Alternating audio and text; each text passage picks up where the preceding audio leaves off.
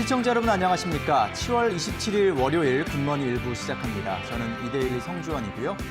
7월의 마지막 주입니다. 지난주에 미국 증시가 하락 마감했기 때문에 오늘 우리장 움직임에 더 관심이 모아지는데요. 미국에서는 이번 주 2분기 GDP 발표, 또 7월 연방공개시장위원회 FOMC 회의가 있고요. 또 코로나19 확산 대응 등 여러 가지 변수들이 있습니다. 거기에다가 미국과 중국 간의 갈등도 고조되는 상황이고요. 그러다 보니까 이번 주 우리 시장은 글로벌 시장 상황을 주시하면서 실적에 주목하는 흐름이 나타나지 않을까 싶습니다. 자, 오늘도 많은 기업들이 실적을 발표할 텐데 저희 이데일리 TV와 함께 해주십시오. 자, 지난주 금요일 뉴욕 증시, 유럽 증시 모두 하락 마감했습니다. 글로벌 증시 마감 상황 김도원 캐스터가 정리해드립니다. 네, 글로벌 증시 브리핑입니다. 전거래일 뉴욕 증시는 미국과 중국의 갈등과 대형 기술주들의 조정이 이어지면서 하락세로 마감했습니다. 먼저 다우지수는 0.68% 하락하면서 26,469.89포인트로 장을 마감했고요. 나스닥 지수는 1% 가까이 하락하면서 1,363선에서 또 S&P 500 지수는 0.62% 빠지면서 3,215.63포인트로 종가를 기록했습니다. 기술주들의 차익 실현 매물이 쏟아지면서 지난주 나스닥 지수의 낙폭이 상대적으로 두드러지는 모습이었습니다. 미국과 중국의 갈등이 고조되면서 글로벌 증시 전체에 부담을 줬는데요. 앞서 미국은 국가 안보 및 지식재산권 보호 등을 이유로 휴스턴 주재 중국 총영사관을 폐쇄하기로 했습니다. 이에 대한 반격으로 중국은 쓰촨성 청두 주재 미국 총영사관을 폐쇄하라고 요구했고요. 또 중국의 외교부 대변인은 미국 총영사관 직원들이 중국 내정에 간섭하고 또 중국의 안보 이익을 해쳤다라고 밝혔습니다. 또 여기에 더해 샌프란시스코 주재 중국 영사관에 은신해 있던 중국인 군사연구원이 미국 당국에 체포가 됐다는 소식도 나오면서 미중 갈등에 대한 우려가 커졌고요. 또 월스트리트 저널은 영국이나 호주 같은 미국의 핵심 무방이 중국에 대해서 점점 더 강경한 입장을 보이는 것도 이 긴장을 더 키우는 요인이다라고 진단을 하기도 했습니다. 한편 이날 발표된 경제지표는 혼재된 모습이었습니다. 상무부가 발표한 지난 6월 신규 주택 판매는 전월 대비 13.8% 급증한 77만 6천 채를 기록했는데요. 시장 전망치인 70만 2천 채를 훌쩍 뛰어넘었습니다. 한편 IHS 마켓이 발표한 7월 제조업 PMI 예비치는 51.3으로 전월 49.3보다 상승했고 또 최근 6개월 이래 최고치를 기록했지만 시장 전망치보다는 낮았습니다. 또 7월 서비스업 PMI 예비치 역시 49.6으로 시장 전망치보다는 낮았고 전달보다는 오르는 모습을 기록했습니다. 이어서 유럽 증시 마감 상황도 보도록 하겠습니다. 유럽 증시 역시 미중 갈등 격화 조짐에 일제히 하락세로 마감을 했습니다. 영국 증시 1.41% 빠지면서 6,123.82포인트의 장을 마감했고요. 독일 증시는 2% 이상 낙폭을 기록했습니다. 12,838.06포인트에 또 프랑스 증시는 1.54%의 낙폭으로 4,956.43포인트로 장을 마감했습니다. 다음으로는 상품시장 마감 상황 보도록 하겠습니다. WTI 같은 경우에는 유럽의 경제지표 호조 소식으로 인해서 상승세로 마감을 했습니다. 7월 유로존의 종합 PMI가 2년 1개월 만에 최고치를 기록했다고 하는데요. 이에 따라 WTI는 0.54% 오른 41.29달러의 장을 마감했고요. 금값은 6거래일 연속 뛰면서 9년 만에 최고가를 경신했습니다. 전거래일 0.4% 상승한 1,897달러 선에서 마감하면서 2,000달러를 눈앞에 두고 있는 모습이고요. 또 전거래일 원달러 환율은 4.2원 상승하면서 다시 한번 1,201원까지 오르는 모습이었습니다. 여기까지 글로벌 증시 브리핑이었습니다. 네, 잘 들었습니다. 금값이 벌써 1,900달러 턱 밑까지 올라와 있는 상황 아주 인상적입니다. 자, 미국 현지에 나가 있는 이데일리 송일아 기자 연결해서 미국 증시 상황 좀 더 정리해 보겠습니다. 송 기자 안녕하십니까? 네, 안녕하세요. 자, 코로나19 확산에 미중 갈등까지 아주 우려가 컸던 하루였죠? 네, 그렇습니다. 지난 금요일 뉴욕 증시는 미중 간의 갈등이 고조된 속에서 또 기술주들이 또다시 조정에 들어가며 하락 마감했습니다. 지난 24일 뉴욕 증권거래소에서는 주요 지수가 0.6에서 0.9%대의 하락률을 기록을 했습니다.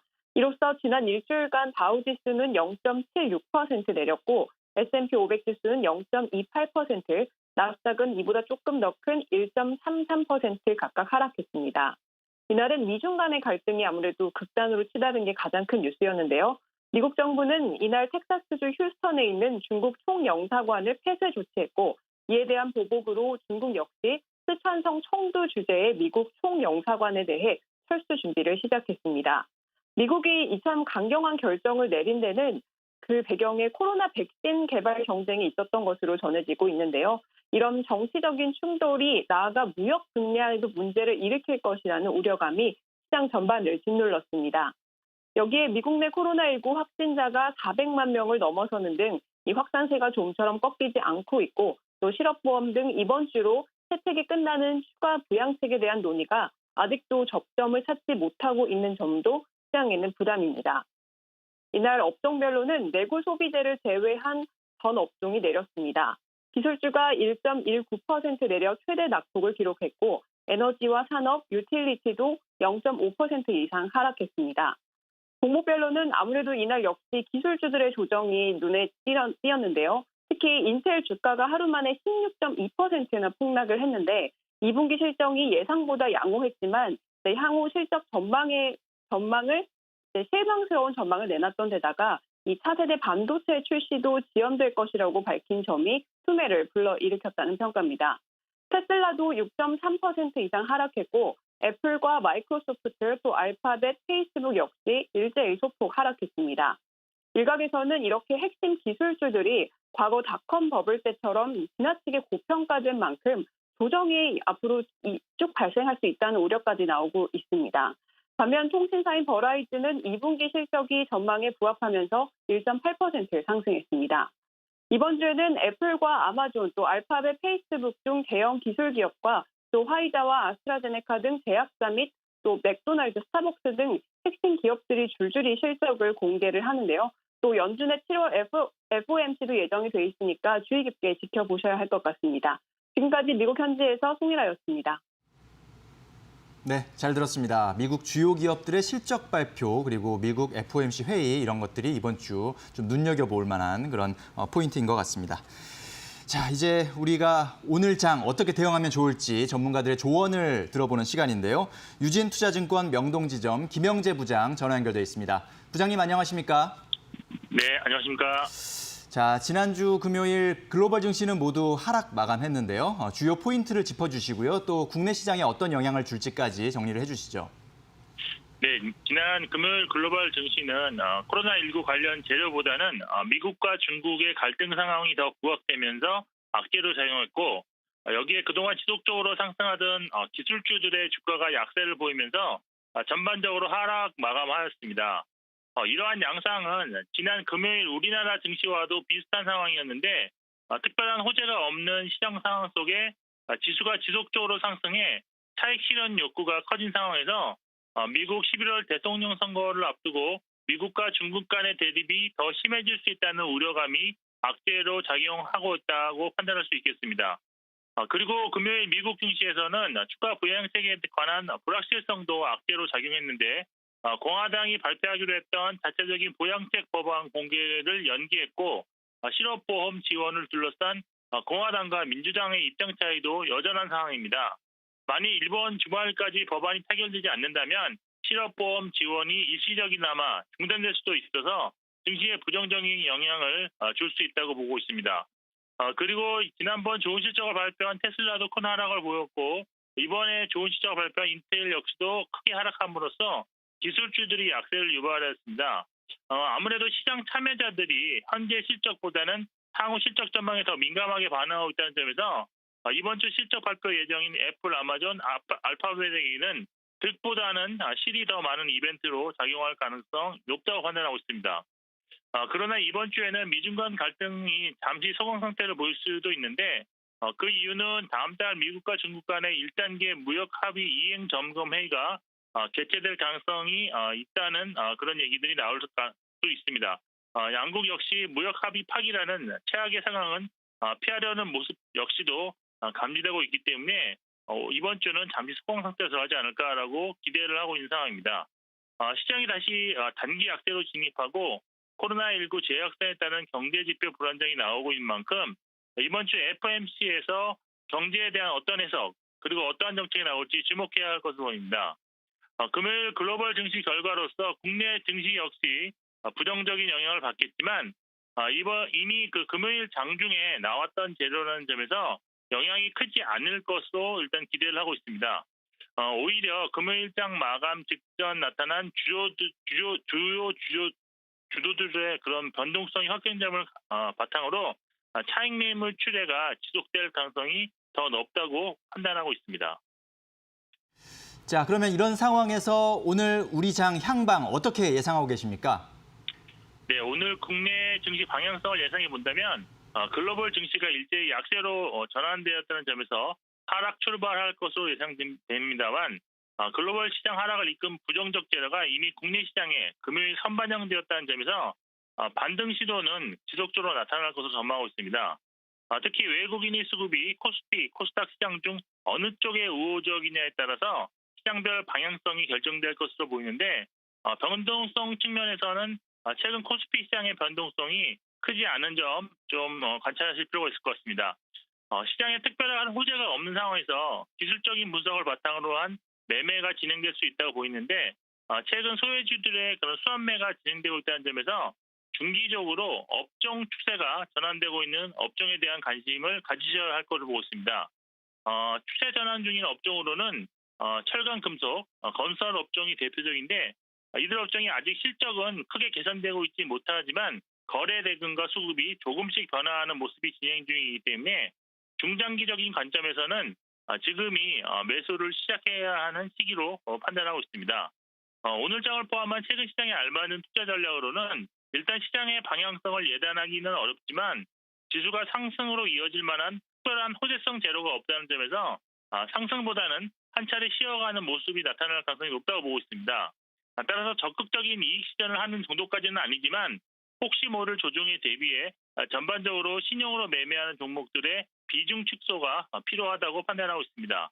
단기적인 전략으로는 지난주 거래 대금이 크게 증가하고 변동성 역시 증가해 활발하게 손바뀜이 진행 중인 종목을 눌림목, 저점 매수에 주가 반등이 나올 때 매도하는 단기 매매 전략이 좋다고 보이는데 그러한 대표적인 종목을 예로 든다면 태양광 관련주 OCI였다는 점에서 좀 관심을 가지고 지켜보시면 좋을 것 같습니다. 네, 말씀 잘 들었습니다. 감사합니다. 네, 감사합니다. 네, 김영재 부장께서 단기 전략으로 지난주에 거래 대금이 늘었다든지 변동성이 커졌던 종목 가운데 저가 매수 전략을 한번 취해보는 것도 좋겠다라고 조언을 해주셨습니다.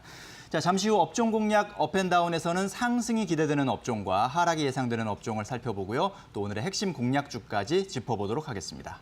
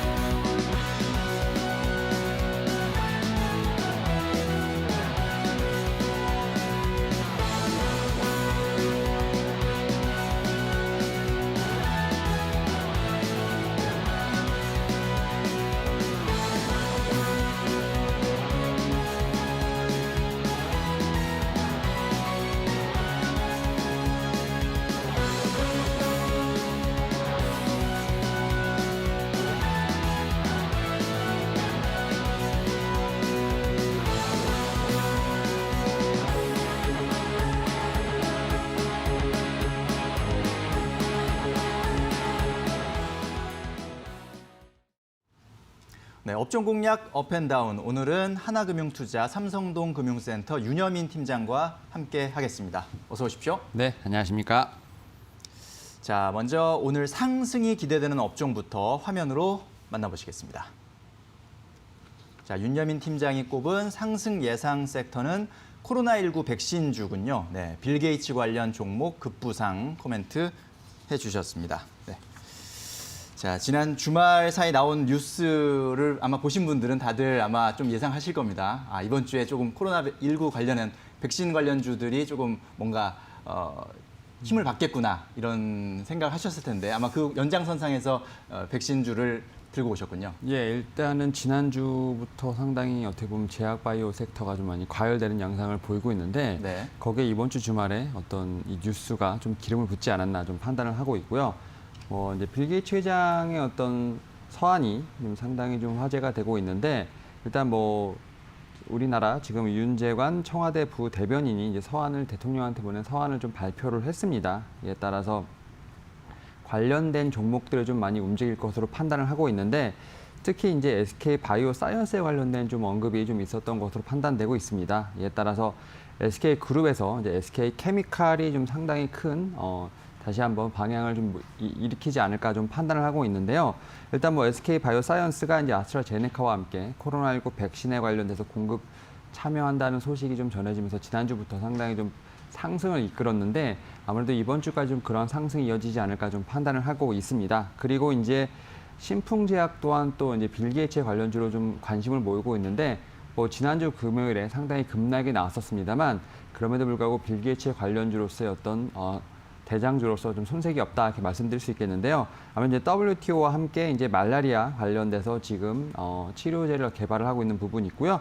특히 이제 이 신풍제약 같은 경우는 이제 클로라킨이 이제 말라리아 치료제, 클로라킨이 이제 코로나19의 이제 치료제보다 어느 정도 좀 우수한 부분이기 때문에 좀 치료제로 좀 권고가 되고 있는 상황입니다. 이에 따라서 신풍제약 같은 경우 이제 오늘의 움직임이 좀 상당히 중요하다 말씀드릴 수 있을 것 같습니다. 물론 당연히 신규로 매수를 하시라는 게 아니라 일단 좀 오늘의 좀 움직임이 좀 이러한 부분을 좀 예상할 수 있지 않을까 좀 판단을 하고 있는데 일단 뭐 코로나19 관련된 백신은 계속해서 지금 뭐 진행이 되고 있습니다. 특히 이제 글로벌 3사가 상당히 좀 치열하게 좀 개발을 하고 있는데 특히 이제 아스트라제네카가 최근에 좀 뉴스가 나왔고요.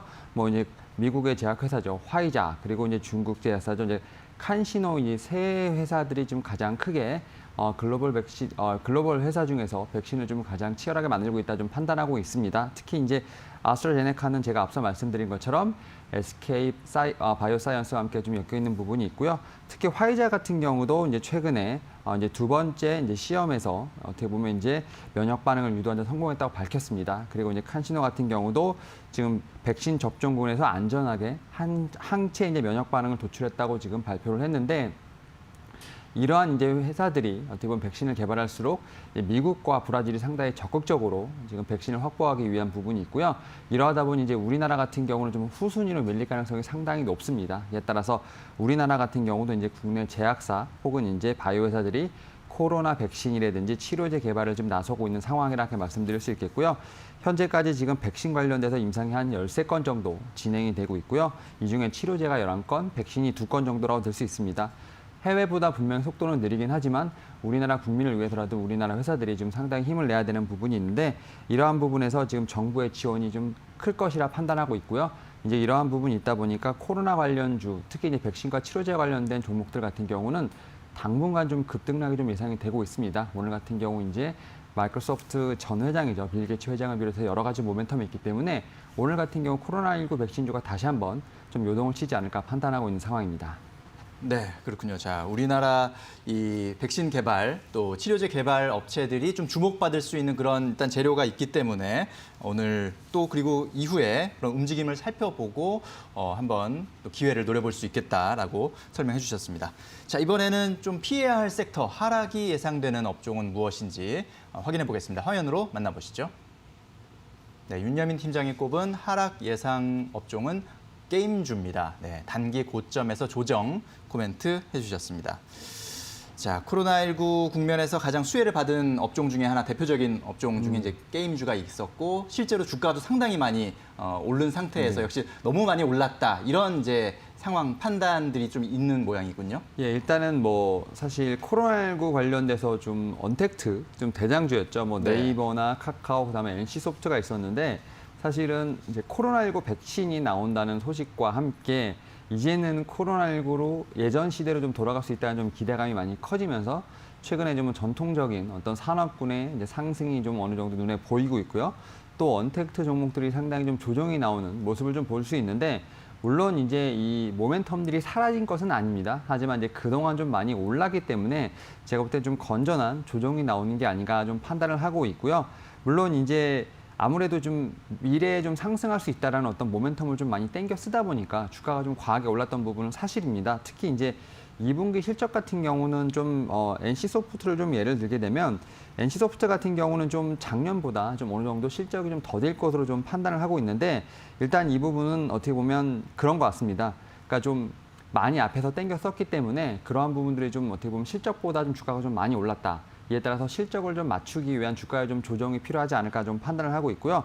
하지만 이런 부분이 앞서 말씀드린 것처럼 모멘텀이 없어진 건 아닙니다. 2분기 실적에 따라서 게임주도 다시 한번 상승할 수 있는 모멘텀들이 있는데 일단 제 생각에는 좀 많이 좀 올랐던 이제 종목보다는 오히려 좀 게임주 중에서도 좀 소외됐던 이런 종목들이 다시 한번 반등이 나오지 않을까 좀 판단을 하고 있는데 일단 뭐 NC소프트 말고도 지금 여러 가지 종목들이 분명히 있다 좀 말씀드릴 수 있을 것 같습니다. 뭐 이제 넷마블이라든지 펄어비스 같은 경우는 이제 분명히 신작에 대한 모멘텀뿐만 아니라 지금 여러 가지 좀 실적에 대한 부분도 분명히 있다 좀 말씀드릴 수 있을 것 같습니다. 이에 따라서 오늘 같은 경우 물론 게임주가 좀 조정이 나올 수 있는 확률이 높지만 제가 볼 때 이 조정 같은 경우 뭐 계속 이어진다기보다는 오히려 게임주 같은 경우는 이런 기회에 좀 더 분할 매수 관점으로 한번 접근해 보시는 것도 좋지 않을까 판단하고 있고요. 분명히 게임주 내에서도 어떻게 보면 종목별로 좀 어떻게 보면 이제 편차가 있기 때문에 이런 부분들을 좀 감안을 하셔서 게임주 내에서도 좀 저평가된 종목들 좀 발굴을 하시는 게 이번 장에 좀 도움이 되지 않을까 판단하고 있습니다. 네, 그렇군요. 게임주 자체에 어떤 뭐 문제가 있어서가 아니라 그동안 너무나 많은 스포트라이트를 받으면서 주가가 빠른 속도로 급등했기 때문에 그런 부분들에 대해서 좀 부담이 있다. 그리고 그 섹터 내에서, 게임주라는 섹터 내에서도 분명히 조금 많이 좀 선반영된 종목도 있고 그렇지 않은 종목도 있기 때문에 그렇지 않은 종목들을 잘 발굴해내는 것도 하나의 기회가 될 수 있다라고 설명을 해주실 수 있을 것 같습니다. 자, 이제 마지막으로 오늘의 공략 종목을 이제 설명해 주셔야 되는데요. 어떤 종목입니까? 일단 제가 업 섹터 중에서 제가 이제 코로나19 이제 치료제 백신 관련돼서 좀 말씀을 드렸는데 네. 일단 좀 파미세를 좀 가지고 왔습니다. 파미세요? 일단은 네. 이제 줄기세포 치료제라고 좀 알려져 있는데 일단 뭐 치료제라든지 백신과 관련돼서 좀 많이 과열 양상이 있음에도 불구하고 이 종목 같은 경우는 현재 뭐 특별하게 상승의 폭을 좀 키우고 있는 부분은 없습니다. 오히려 좀 어떻게 보면 매집 구간이라고 말할 정도로 좀 주가가 좀 안정된 모습을 보여주고 있는데 일단 이 종목 같은 경우 좀 제가 미리 말씀을 드리기 전에 뭐 줄기세포 치료제 같은 경우 최근에 이제 코로나19 환자를 위한 치료 목적 사용 승인에 관련돼서 지금 가장 많은 이제 사용 승인을 하였습니다. 뭐 6건 중에 지금 4건이 지금 줄기세포 치료제라고 말씀드릴 수 있을 것 같은데 이만큼 이제 줄기세포 치료제가 상당히 지금 강세를 보인다 말씀드릴 수 있겠고요. 특히 이제 동사 같은 경우 이제 관련돼서 여러 가지 임상 실험을 좀 하고 있는 상황인데 특히 이제 뉴클레어 시드 같은 경우 뭐 이제 상당히 수출과 관련된 부분, 이제 매출이 좀 많이 잡히고 있는 부분이 있습니다. 특히 작년 같은 경우 어떻게 보면 총 매출이 한 70억 정도밖에 되지 않았는데 이미 상반기 70억을 넘어선 부분이 있습니다. 이에 따라서 동사 같은 경우 이제 뉴클레어 시드와 관련돼서 지금 이미 매출에 대한 부분, 좀 실적에 대한 부분이 분명히 기대감이 있다 말씀드릴 수 있겠고요. 특히 이제 동사 같은 경우는 다른 이제 줄기세포 치료제를 통해서 여러 가지 좀 파이프라인 형성이 되어 있는 부분이 있습니다. 물론 이제 코로나19로 좀 상당히 제약 바이오가 뜨겁긴 하지만 이제 뭐 신약에 대한 모멘텀까지도 분명히 주목받을 수 있는 부분이 있기 때문에 이런 점을 참고하신다면 동사 같은 경우 오히려 현재 상황이 지금 매집 구간으로서 상당히 좀 적당하지 않을까 좀 판단을 하면서 오늘 좀 종목으로 좀 가지고 와봤습니다. 네, 그렇군요. 자, 가격 전략은 어떻게 가져가면 좋을까요? 일단 뭐 현재 상황에서 지금 어떻게 보면 조금 이제 지난주 금요일에 조금 올랐던 부분이 있지만 여전히 제가 볼 때는 좀 매수권 안에 있다 좀 말씀드릴 수 있을 것 같습니다. 오늘 네. 뭐 장이 어떻게 될지 모르겠습니다만 좀 조정 시에는 좀 분할 매수 관점으로 좀 접근해 보시면 좋을 것으로 판단되고 있고요. 지금 목표가는 단기적으로 26,000원, 손절가는 25,500원으로 제시해 드리도록 하겠습니다. 네, 알겠습니다. 자, 코로나19 백신주 좀 주목을 하셔야 되는 시기인 것 같고요. 또 게임주, 좀 단기에 많이 오른 게임 종목 같은 경우는 조금 피할 필요가 있어 보입니다. 그리고 오늘의 공략 종목으로 파미셀까지 살펴봤습니다. 자, 저희가 전해드리는 투자 정보는 잘 활용하시고요. 투자에 대한 판단은 시청자 여러분의 몫이라는 점 다시 한번 말씀드립니다. 네, 윤현민 팀장님 오늘 말씀 잘 들었습니다. 감사합니다. 네, 감사합니다. 네, 잠시 후 집중 분석 이슈타임에서는 이번 주 증시 일정 중 눈에 띄는 미국 연방공개시장위원회 FOMC에서 나올 이야기에 대해서 집중 분석해 보겠습니다.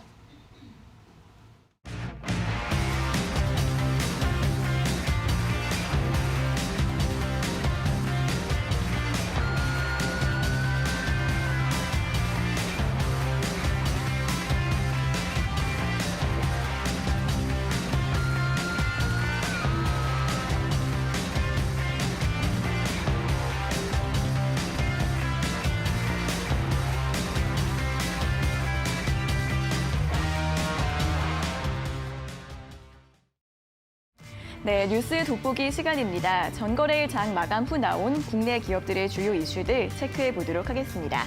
먼저 첫 번째 이슈부터 확인해 보도록 하겠습니다. 아시아나항공 인수를 진행하고 있는 HDC 현대산업개발이 금호산업과 아시아나항공의 재실사를 요구했습니다. 금호산업이 지난 14일 인수 거래를 마무리하자고 내용 증명을 보낸 데 대한 답신 격인데요. 금호산업은 한 달 안에 인수가 종결되지 않을 경우 계약을 해지하겠다는 내부 입장을 정한 것으로 알려지고 있습니다. HDC 현대산업개발은 금호산업이 일방적으로 인수 해지를 언급한 것에 불쾌감을 드러내며 인수 의지에는 변함이 없다는 점을 다시 한번 확인을 했는데요. 하지만 시장에서는 사실상 계약 파기에 대비한 명분 쌓기가 아니냐 하는 분석을 하고 있습니다. 앞서 제주항공의 설례처럼 M&A가 무산될 가능성이 높다는 이야기들도 나오고 있는데요. 관련 소식들 계속해서 살펴보시면 좋을 것 같습니다. 이어서 두 번째 이슈 확인해 보도록 하겠습니다. 네이버페이와 카카오페이가 신용카드의 영역인 후불 결제 시장에도 진출을 합니다. 금융위원회는 어제 페이 등 전자금융업체들의 영업 범위를 확대하는 전자금융거래법 개정안을 발표를 했는데요. 전자결제 때에도 모자라는 금액에 대해서 최대 30만 원까지 후불 지급이 가능하다라는 내용을 담고 있다고 합니다. 페이 업체들도 사실상 신용카드의 기능을 갖추게 되고요. 또 선불 충전한도 역시 최대 500만 원으로 늘어나게 됩니다. 대출을 뺀 모든 은행 업무가 가능하게 되는 것으로 보여지고 있는데요. 이 개정안은 3분기 중에 국회에 제출되고 늦어도 올해 중에는 법제화될 것으로 전망되고 있습니다. 이렇게 거대 IT 기업들의 진입으로 기존 카드 시장에도 상당한 변화가 예상되고 있고요. 핀테크 업체들은 시장을 더욱더 확대할 것으로 예상되고 있습니다. 이 법 개정을 앞두고 관련 수혜주들 살펴보시는 것도 도움이 되실 것 같습니다. 다음으로 세 번째 이슈 짚어보도록 하겠습니다. 한국 게임이 대만 모바일 게임 시장을 점령하고 있다는 소식입니다. 대만 시장은 판호 제재로 막힌 중국을 대신할 포스트 차이나 시장으로 주목을 받고 있는데요. 대만의 구글 플레이 매출 20위 가운데 국산 게임이 5개가 이름을 올리고 있다고 합니다. 부동의 1위는 NC소프트의 리니지 M이고요. 3위는 웹젠의 뮤 아크 엔젤, 10위는 에오스 레드, 13위가 카트라이더라고 합니다. 또한 애플 앱스토어에서 에오스 레드와 카트라이더 그리고 리니지 M이 매출 2위에서 4위를 기록하고 있다고 하는데요. 이에 따라 중국에서의 흥행 기대감도 높아지고 있습니다. 오는 8월 12일에는 넥슨의 던전앤파이터 모바일이 중국 시장에 정식적으로 출시가 될 전망인데요. 게임주들의 흐름 계속해서 주목해 보시기 바랍니다. 이어서 마지막 이슈 짚어보도록 하겠습니다. LG전자가 경쟁사인 미국의 월풀을 제치고 상반기 생활가전 부문의 매출 1위를 기록할 것으로 보입니다. LG전자의 2분기 생활가전 매출은 5조 원 이상으로 예측되면서 미국 월풀보다 2, 3천억 정도 더 많을 것으로 전망되고 있는데요. 냉장고와 세탁기, 건조기, 공기청정기, 에어컨 등의 실적이 포함되고 있다고 합니다. 또한 영업이익 역시 월풀의 5배 정도를 기록할 것으로 보이는데요. 이에 따라 LG전자는 2년 연속 상반기 글로벌 가전시장 매출 1위를 기록하게 될 것으로 보여지고 있습니다. 이와 관련해서 주가에 미친 영향이 있을지도 한번 확인해 보시면 좋을 것 같습니다. 여기까지 뉴스 돋보기 4가지 소식 모두 전해드렸습니다. 경제방송, 거기서 거기 아니야? 경제방송, 굿머니에서 달라집니다. 글로벌 시장의 정확한 분석과 국내외 핫 이슈까지 굿머니 일부에서 생생하게 전달해드리겠습니다.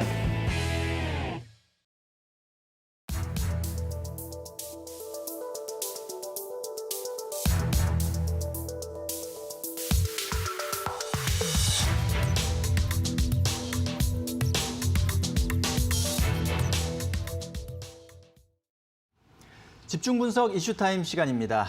이데일리 이정훈 기자와 함께 이번 주 주요 일정 중 하나죠. 미국 FOMC 회의에 대한 이야기 나눠보도록 하겠습니다. 안녕하십니까? 안녕하세요. 자, 먼저 오늘 이슈와 관련한 뉴스부터 화면으로 만나보시겠습니다. 자, 이데일리 기사인데요. 연준 FOMC 다시 소방수 모드로라는 제목입니다. 이번 주 28일에서 29일 이틀간 일정으로 열리는 연준 FOMC 회의를 앞두고 연준 내부에서는 미국 경제에 대해 부정적인 얘기들이 흘러나오고 있다. 핵심 지표인 고용을 중심으로 지표 개선세가 힘에 부치는 모습을 보이고 있기 때문이다. 시장 투자자들은 코로나19 팬데믹 이후 무제한 양적 완화에 나섰던 연준이 자산 매입 규모를 줄이고 있다는 사실에 불만을 가지고 있다. 연준이 다시 소방수로 나서줄 것을 요구하는 목소리가 하나둘 나오고 있다라는 내용입니다. 자, 이번 주 가장 눈길이 가는 일정이죠. 미국 연준의 FOMC 회의에서 나올 이야기에 대해서 집중적으로 살펴보도록 하겠습니다. 자, 일단 이 기사를 직접 쓰셨죠? 네, 그렇습니다. 이정훈의 마켓워치라는 컷을 달고 지금 글로벌 시장 주요 이슈들을 지금 다뤄주고 계시는데 이번 주는 연준 FOMC가 예정돼 있는 일정을 다뤄주셨군요. 네, 28일, 29일 양일간 열리거든요. 한국 시간으로는 목요일인 30일 네. 새벽에 결과가 발표될 예정이기 때문에 이번 주 내내 주 초반, 중반까지도 이 FOMC를 어떻게 바라보느냐에 따라서 시장 흐름 자체가 좀 변동될 가능성이 있다라는 점에서 좀 이 이슈를 주요 이슈로 좀 짚어봤습니다. 네. 특히 뭐 이번 FOMC 회의를 주목하는 이유가 있다면 어떤 것인지 좀 설명해 주시죠. 예, 투자자들 뭐 대부분 느끼시겠지만 최근 들어서 주식 시장의 상승 흐름 자체가 조금 주춤거리는 그런 양상을 보이고 있고요. 한국이든 미국이든 전 세계 국채 시장이 굉장히 강해지고 있습니다. 다시 네. 채권이 강해지고 주식이 약해지고 있다는 말은 자본시장, 금융시장 내에 안전자산 선호 현상이 굉장히 강화되고 있다라는 어떤 증거로 이해되고 있고요.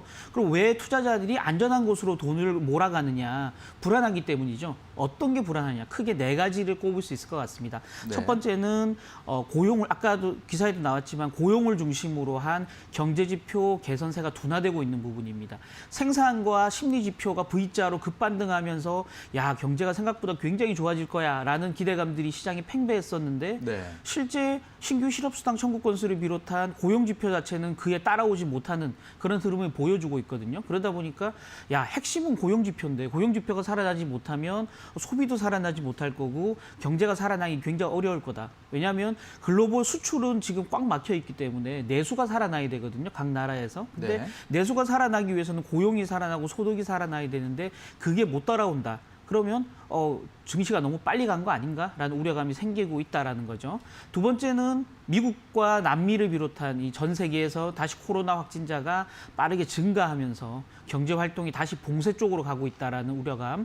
그다음 세 번째는 미국 쪽 이슈죠. 주로 이달 말이 되면 지금 매주 $600씩 지급하던 추가 신규 실업수당과 또 연준이 지급하던 중소기업에 지원하던 급여보호 프로그램 PPP라고 하는데요. 이게 네. 이제 종료가 되거든요. 그래서 재정적인 지원이 끊기네라는 어떤 우려감들. 그다음 마지막으로 미국과 중국 두 나라 간에 지금 영사관을 폐쇄하면서 갈등이 최고조로 치닫고 있는 부분들. 이런 네 가지 악재로 인해서 시장이 굉장히 불안하다. 그러면 이 시장의 안정세를 가져다 줄 소방수는 누가 될까? 네. 바로 미국 연준밖에 없지 않겠냐라는 기대감 때문이죠. 그렇군요. 자, 말씀하신 대로 시장에서 느끼는 이런 불안감들, 네. 이 시장에도 그대로 나타나고 있는 게 금값도 벌써 $1,900 턱 밑까지 올라온 상황이거든요. 맞습니다. 이제 뭐 $2,000까지 바로 바라볼 수 있는 그런 상황이 된 것인데요. 동시에 랠리를 보이고 있죠. 예, 그렇습니다. 자, 이런 상황에서 연준에서 뭔가 조금 이제 FOMC 회의 전에 뭔가 변화를 시사하는 그런 발언들은 없었는지 좀 궁금한데요. 예, 실제 이제 최근 그러니까 블랙아웃이라 그래서 FOMC 회의가 열리기 일주일 전에는 연준의 내부 관계자들은 어떤 발언도 할 수 없거든요. 아, 일주일 왜냐하면 전부터는 이제 얘기를 할 수가 없군요. 그렇죠. 이게 블랙아웃은 정전이란 뜻 아니겠습니까? 예, 예. 그래서 불이 꺼진다는 거거든요. 그래서 미리 시그널을 주면 안 되니까 일주일 전에는 어떤 외부 발언도 못 하는데 예. 그 지난주까지 나왔던 주요 발언을 보면 약간 불안한 징후들이 지금 감지가 되고 있습니다. 네. 그 라엘 브레이너드라는 연준 통화정책 담당 이사의 발언이었는데요. 지난주에 나왔던 발언입니다. 미국 경제가 짙은 안개에 휩싸여서 불확실성에 갇혀 있다라고 얘기했고요. 미국 경제의 하방 리스크가 커지고 있다. 그러니까 미국 경제가 아래로 하락할 가능성이 굉장히 커지고 있다라는 우려스러운 발언이었고요. 코로나19 사태가 지금 재확산 쪽으로 가면서 미국 경제가 2차 침체로 갈 수 있다. 흔히 말하는 W자형 경기 하락세인데요. 2차 침체에 빠지면 다시 살아날, 위로 반등할 에너지가 굉장히 떨어진다는 측면에서 실제 2차 경기 침체에 대한 우려감이 연준이 가지고 있다는 부분들은 연준 내에 불안감들이 커지고 있다는 걸 증명해주는 어떤 발언이다라고 볼 수 있을 것 같고요. 했고요. 네. 또 토마스 바킨이라는 리치몬드 연방준비은행 그 총재는 이런 얘기를 했습니다.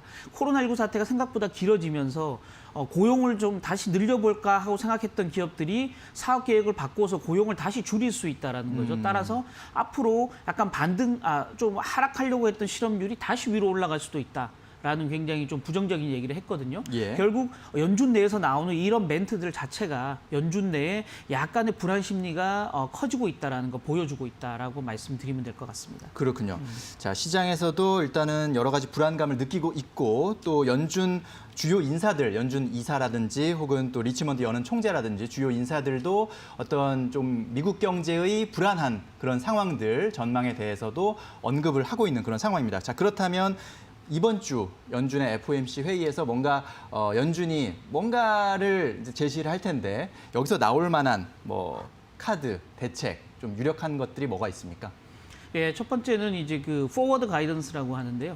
그러니까 앞으로 기준금리를 어떻게 운영할지 미리 안내해주는 선제적 안내라고 하는데요. 예. 이 포워드 가이던스를 굉장히 강화시켜줄 걸로 예상이 되고 있습니다.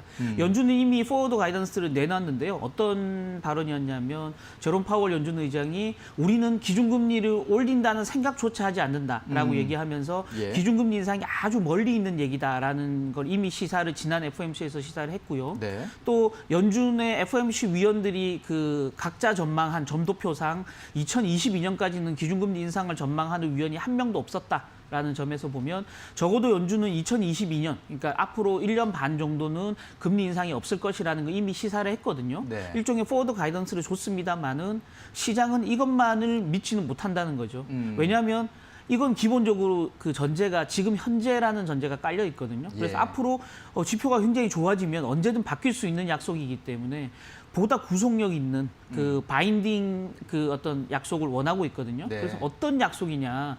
그러니까 적어도 이런 거죠. 연준은 물가 목표가 2%입니다. 2% 위로 올라가면 경기가 화랑이라고 생각하고 그에 따라서 기준금리를 인상하기 마련이거든요. 따라서 연준이 그 인플레이션이 2%를 넘어간다 하더라도 설령 넘어간다 하더라도 기준금리를 올리지 않겠다. 제로금리를 유지하겠다. 이런 약속을 한다 그러면 그 시기가 2022년이건 2023년이건 2024년이건 상관없이 네. 적어도 경기가 어느 정도 과열이 되더라도 연준이 절대 금리를 인상하지 않을 것이다라는 기대감이 커지면 시장 내에 유동성이 다시 늘어나는 효과가 있을 것이다라는 점에서 연준이 이런 강화된 구속력 있는 포워드 가이던스를 내놓을 가능성이 굉장히 크다라는 거고요. 또 하나 가능성은 지금 현재 2022년 점도표상에 얘기되고 있지만 2022년 이후까지도 더 장기적으로 기준금리를 제로로 유지할 것이다라는 어떤 시기를 못 박는 그런 포워드 가이던스를 내놓을 가능성도 충분히 있거든요. 예. 그런 점에서 보면 연준이 내놓는 선제 안내가 이번 그 7월 FOMC에 가장 큰 어떤 호재로 작용할 수 있다라는 거고요. 두 번째는 기본적으로 연준이 그 미국 재정 당국에 대해서 재정의 역할을 강화하라. 그래서 미국 의회와 재정 당국의 어떤 그 재정 부양책을 추가로 내놓으라는 압박을 가하면서 기본적으로 시장 내의 요구사항을 전달할 가능성이 굉장히 크다라는 점이 두 번째 포인트고요. 그 외에 뭐 그 자산 매입을 늘린다거나 여러 가지 그 이슈들이 나올 수 있는데요. 네. 그 부분은 뒤에서 좀 다시 좀 짚어보도록 하겠습니다. 예, 알겠습니다. 지금 현재 이제 연준은 앞서 파월 의장이 이 기준금리를 올릴 생각조차 하지 않는다. 네. 그리고 점도표상에는 2022년까지는 금리 인상 계획이 없는 것을 일단 보여준 상태인데 그것을 조금 더 강화해서 뭐 예를 들어서 구체적인 시기 뭐 몇 년까지는 뭐 죽어도 안 올린다. 예, 예. 혹은 뭐 물가 상승률이 2%를 넘어도 그러니까 어떤 정책 그 목표를 달성해도 안 올린다. 이런 식의 좀 더 구체적인 목표를 제시하는 그런 구속력 있는 포워드 가이던스가 나올 가능성이 크다라고 말씀해 주셨거든요. 근데 이런 포워드 가이던스도 사실은 그 상황이 됐을 때 또 뭐 상황이 달라졌다. 이제는 뭐 뭔가 다시 금리를 방향을 바꿔야 되겠다. 이렇게 또 말할 수도 있는 거라고 또 생각이 들어요. 그렇다면 실제 연준이 어떻게 행동하느냐가 참 중요한 것 같은데 지금 가장 이제 투자자들이 조금 불만으로 생각하는 게 이 연준의 자산 매입 속도가 둔화됐다는 점, 이런 점이거든요. 이거에 대해서는 조금 어떤 변화가 없을지 어떻게 보십니까? 네, 그렇습니다. 실제 이제 코로나19 사태가 미국 내에서 팬데믹 양상으로 가면서 지금 3월 20일이었죠. 연준이 무제한 양적 완화 조치를 발표했고 추가적인 자산 매입 조치를 발표했거든요. 네. 그 이후에 연준이 무려 한 달 만에 3조 달러가 넘는 자산 매입을 했거든요. 우리 돈으로 보면 뭐 그 한 4천조에 가까운 돈을 시장에 마구잡이로 뿌려댔거든요. 네. 말 그대로 헬리콥터 머니라고 얘기할 정도로. 예. 그러면서 자산 시장의 어떤 그 큰 어떤 그 반등세를 이끌었는데요. 한 달 만에 3조 달러 정도로 자산 매입했는데 최근 들어서 연준이 보이고 있는 자산 매입 속도는 10억 달러, 한 주에 10억 달러 정도 매입밖에 안 되거든요. 너무 차이가 많이 나는데요. 그렇죠. 예. 그러니까 연준은 기본적으로 이번 그 코로나19 사태 국면에서의 자산 매입, 양적 완화를 과거 이제 그 금융위기 때 양적 완화하고 좀 차별을 짓고 있는 상태입니다.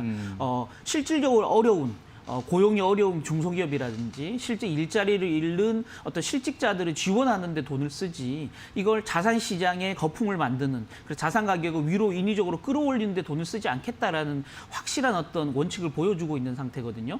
그에 따라서 연준은 이미 시장이 안정되고 있는데 증시는 V자로 반등하고 국채 시장은 강해지고 있는데 굳이 우리가 적극적으로 나서서 자산을 사줄 이유가 없다라는 스탠스를 지금 보여주고 있는 상태거든요. 다만 이제 최근 들어서 연준이 레포 금리를 위로 좀 끌어올리고 하면서 단기 금리가 조금 불안한 양상을 보이고 있고요.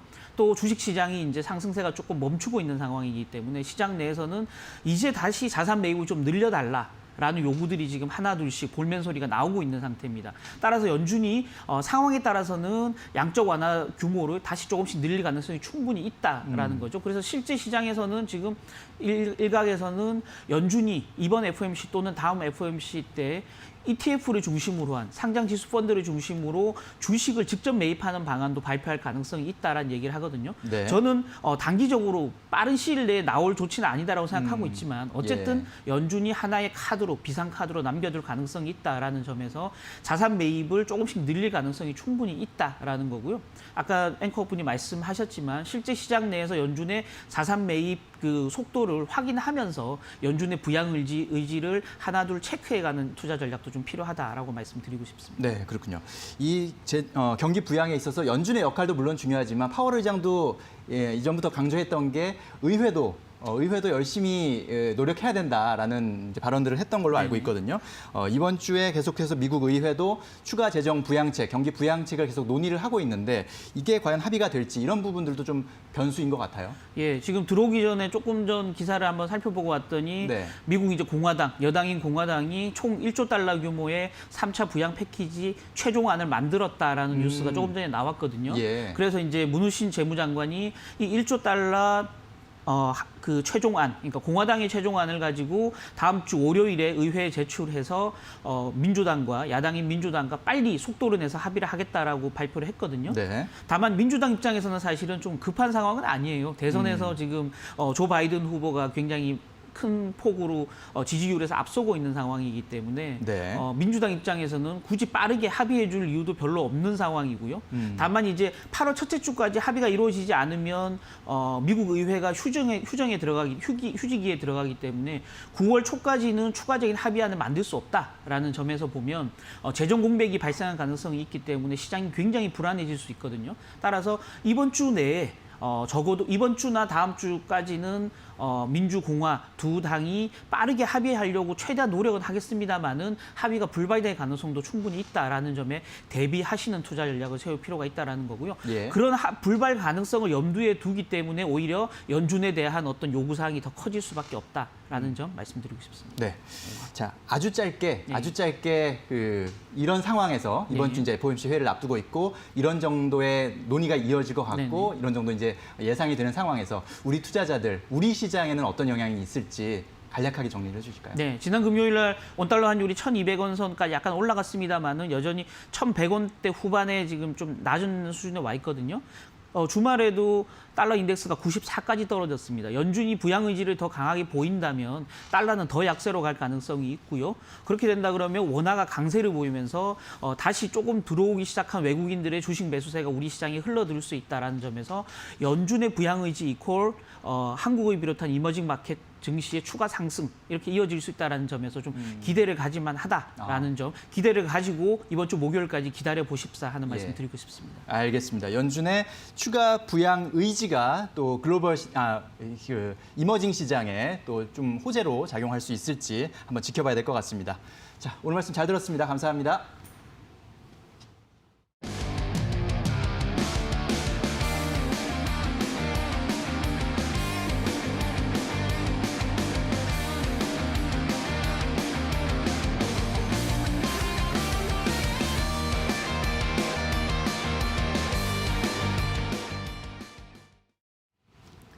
자, 이제 우리 장 개장을 1시간 정도 앞두고 있습니다. 이데일리 TV 굿머니가 경제 채널 중 가장 빠르게 오늘 장 전망을 해볼 텐데요. 굿머니 1부의 마지막 시그니처 코너 객장의 시선 시간입니다. 객장에 있는 5명의 오늘 장 전망을 지금 바로 화면으로 확인해 보시겠습니다. 자, 오늘 5명, 1명 상승 전망, 1명 하락 전망, 3명 보합 전망 했습니다. 자, 하나금융투자 강남금융센터 이민경 PB 보합 전망이고요. 이번 주 대외 변수 산재, 미 테크 실적, 또 지표 등 코멘트했습니다. 교보증권 영업부 오기철 차장 보합 전망인데요. 글로벌 주요 이벤트 주목, 변동성 장세 예상 코멘트입니다. 유진투자증권 챔피언스 라운지 서령용 차장 보합 전망이고요. 실적 종목들 선별적 상승 예상했습니다. 유한타증권 메가센터 분당점 백인범 과장 상승 전망인데요. 미중 관련 노이즈 선반영됐다라는 코멘트고요. 유한타증권 선능력지점 추장훈 과장 하락 전망입니다. 주요 이벤트 따른 관망 예상했습니다. 자, 월요일인 오늘은 하나금융투자 강남금융센터 이민경 PB 전화 연결돼 있습니다. PB님 안녕하십니까? 네, 안녕하세요. 자, 오늘 장 보합 전망해 주셨는데요. 그 이유 간단히 설명해 주시죠. 네, 일단 이번 주 시장은 보합이 예상이 됩니다. 금요일 미국 증시가 오랜만에 큰 폭으로 하락했다고 볼 수 있겠고요. 전체적으로 봐도 지난주 뉴욕 증시가 약세 마감하였습니다. 미중 긴장이 가장 큰 이유라 생각이 되고 코로나 확산세도 계속 체크해야 하는 리스크인 것 같습니다. 지난주까지 실적 발표한 S&P 500 기업들의 80%가 예상치를 상회한 순이익을 기록했는데 극심했던 우려보다는 일단 상황은 양호한 것 같고요. 하지만 마이크로소프트나 테슬라 같은 주요 기업들은 양호한 실적 발표 이후에 주가가 일단 오히려 빠졌는데 시장의 변동성이 좀 큰 상황이라 오히려 지금이 이제 차익 실현의 기회로 투자자들이 인식했다고 보여지고요. 미국 대선이 다가올수록 정치적으로 중국 흔들기가 이제 계속 되어질 것으로 보여지기 때문에 증시 후재 뉴스가 나오기 전까지는 변동성이 있는 약보합 가능성이 일단 높습니다. 우선 이번 주 다양한 뉴스 나올 것으로 예상이 되는데 미국 GDP 발표나 FOMC 같은 이벤트는 꼭 챙겨봐야 할 것 같고요. 공화당의 추가 부양책이 오늘 발표가 된다고 하니 그 규모 어느 정도일지 코로나 이슈랑 연계해서 증시 움직일 것 같습니다. 네, 자, 이런 상황에서 오늘 장 투자 전략 어떻게 가져가면 좋을지 좀 간략하게 정리를 해주시죠. 네, 방금 말씀드렸던 것처럼 국내 증시 이제는 큰 변동성 대비한 관망 보합으로 무게 둬야겠고요. 많이 오른 종목들 추경 매수 서두르시기보다는 흔들리더라도 나중에 추가적으로 시장이 오를 걸 대비해 홀딩하시는 게 맞다고 생각이 되고요. 그리고 일단 아까도 말씀드렸다시피 오늘 미국발 경기 부양책 관련 뉴스 예정되어 있기 때문에 지금은 유동성 장세라 성장주 위주 투자 전략 유지하시면 좋을 것 같고요. 현재 제약 바이오 종목들이 시장에서 잘 가고 있는데 고점 논란 볼 수도 있지만 아직까지는 장기적인 관점에서 홀딩 필요해 보입니다. 코로나 바이러스가 일단 가을까지는 충분히 영향 끼칠 것으로 보기 때문에 진단 키트, 치료제 이수 종목들 적절한 포트 유지하시면서 가져가셔야 하겠습니다. 네, 알겠습니다. 오늘 말씀 잘 들었습니다. 감사합니다. 네, 감사합니다. 네. 자, 이번 주 여러 가지 재료들, 여러 가지 변수들이 기다리고 있는 한 주이기 때문에 조금 더 중장기적인 시각을 가지고 이번 주를 대응해 나가셨으면 좋겠다는 생각이 듭니다. 자, 굿모닝 1부 벌써 마칠 시간이 됐습니다. 잠시 후 2부에서는 김호수, 이지혜 앵커가 여러분을 만납니다. 자, 채널 고정하시고요. 저는 내일 아침에 다시 찾아뵙도록 하겠습니다. 자, 분산 투자, 장기 투자 잊지 마시고요. 성공 투자하시기 바랍니다. 오늘도 파이팅 하십시오.